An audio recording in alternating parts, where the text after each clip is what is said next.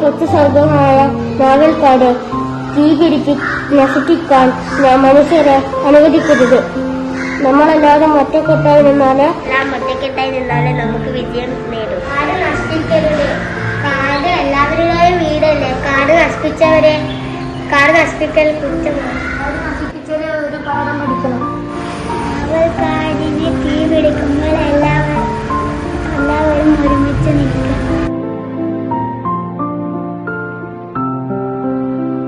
നമ്മുടെ വീടായ കാട് മനുഷ്യർ തീ പിടിച്ച് നശിപ്പിച്ചു. കാട് നമ്മുടെ വീടാണ്. കാട് നമുക്ക് സംരക്ഷിക്കണം. അതിനുവേണ്ടി എല്ലാവരും ഒരുമിക്കണം. ഒറ്റക്കെട്ടായി നിന്നാൽ നാവൽക്കാടിനെ രക്ഷിക്കാം. നമ്മുടെ വീടാണ്. എല്ലാവരും ഒത്തുകൂടിയാൽ നമുക്ക് കാടിനെ രക്ഷിക്കാം.